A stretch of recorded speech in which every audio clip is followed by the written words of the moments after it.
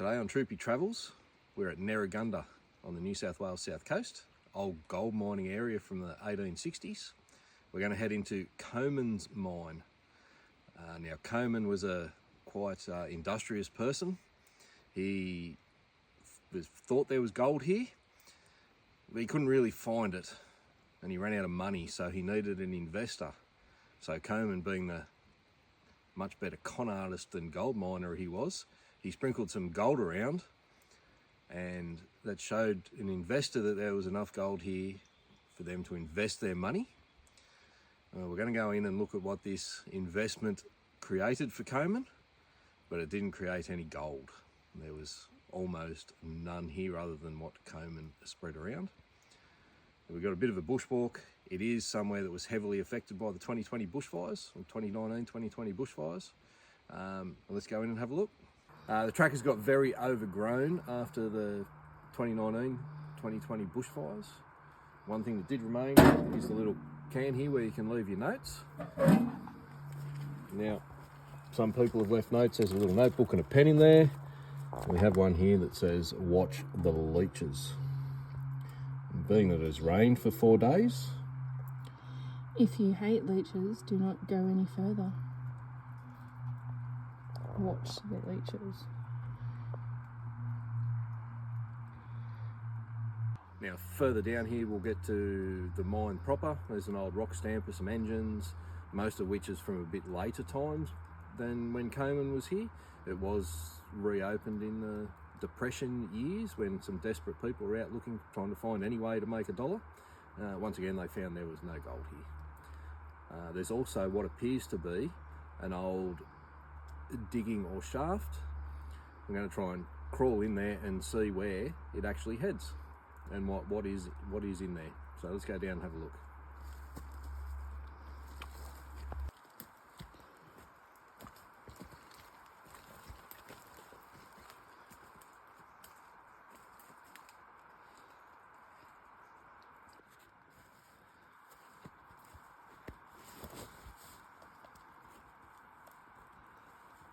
The leeches are out and about. It seems it has been a considerable amount of rain. That's to be expected. Your finger. Trying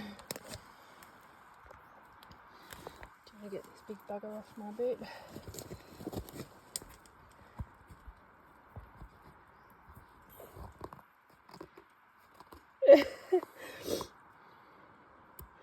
Thank you.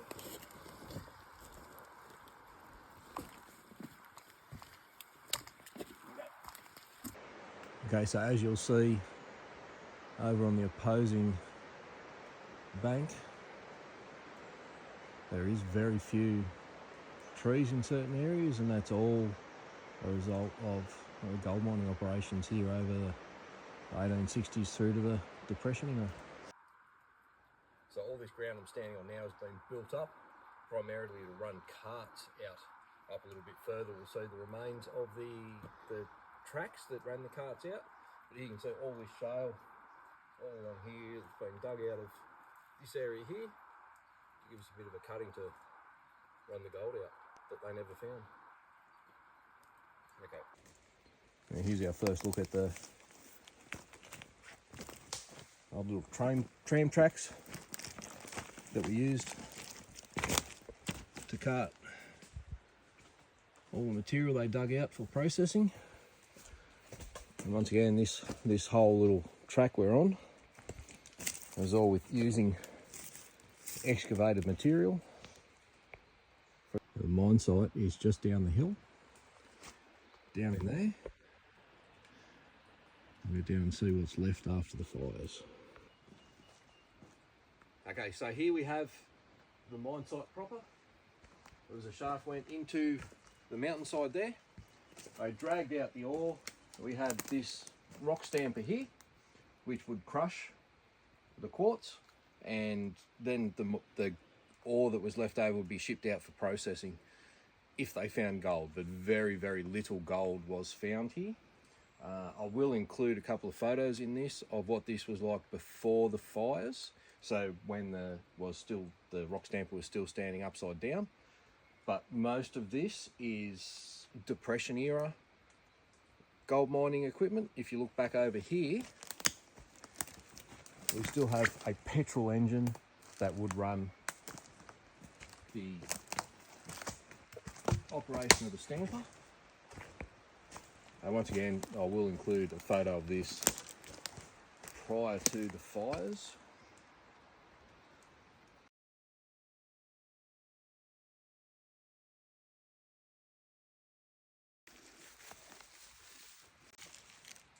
Now your other leg.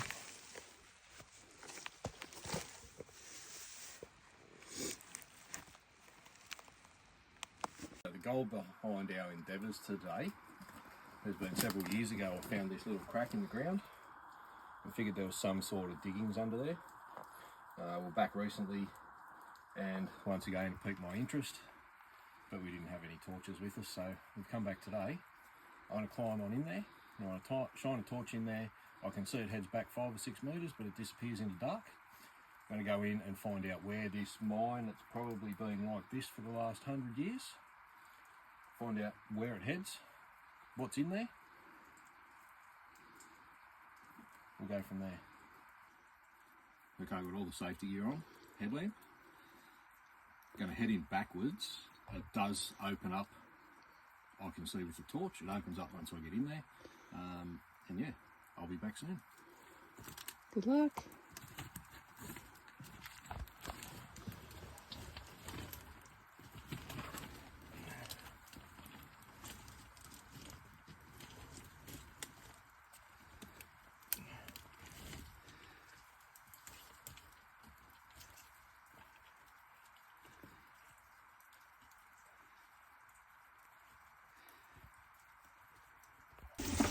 Okay, we've got in here now.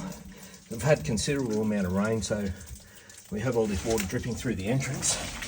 And further down, by the look of it, I can see we do get down here, and we get into, the shaft does open right up,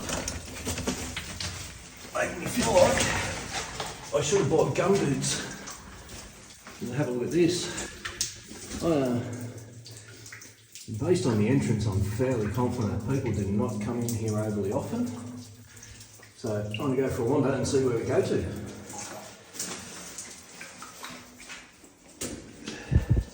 Then I'm going to get wet feet. But it's all in the name of adventure.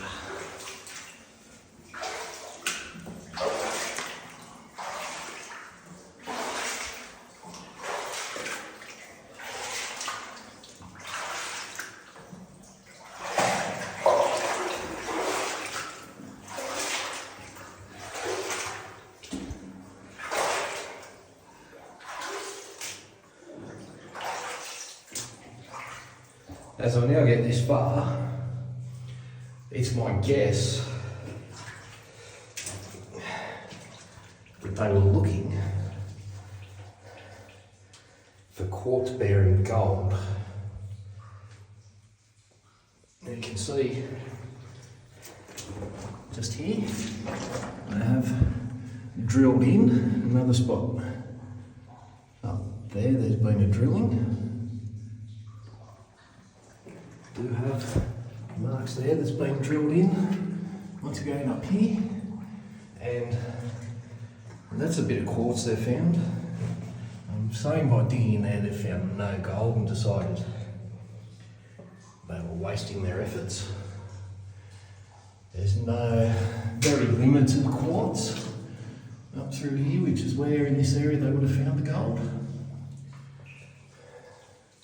But pretty cool to be in here. The only sign of modern day-ish type thing I find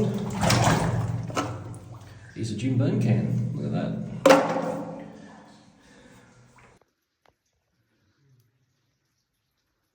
So Jeff's down there, and I'm up here. Head back. That's where we've come in. Now, make my way back out.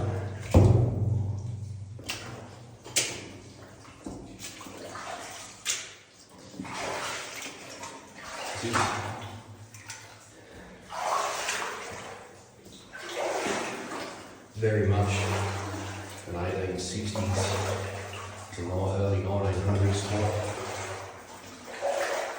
digging. We can see here what Comans thought there was going to be gold. We do have lots of quartz spread around, but unfortunately the only gold that was found was what was sprinkled. Got more holes there that have been dug.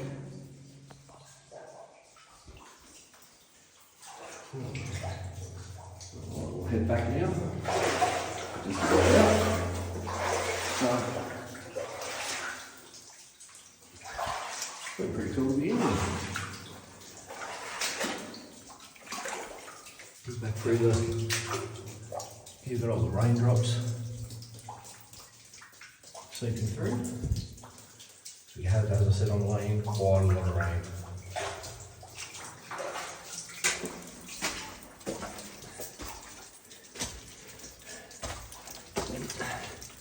It's a totally different idea on the scope of the intake. It is rather a small hole now, which I imagine discourages most people from crawling through.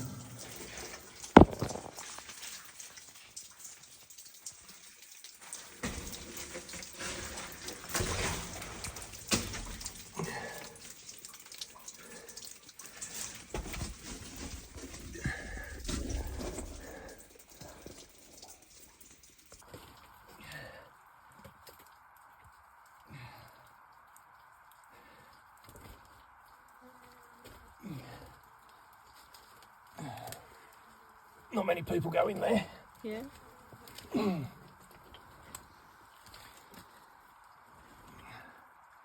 Back to Leach Central.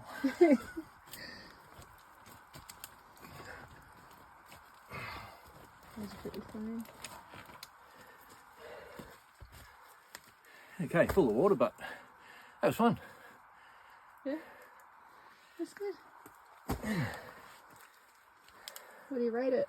I reckon it's probably an 8 or a 9 out of 10 for adventure. Okay. Not something you do every day. Okay, so that's Comans Mine. We're now going to head back to the remnants of the township of Nerragunda. It did at one stage have 11,000 residents, 15 odd pubs.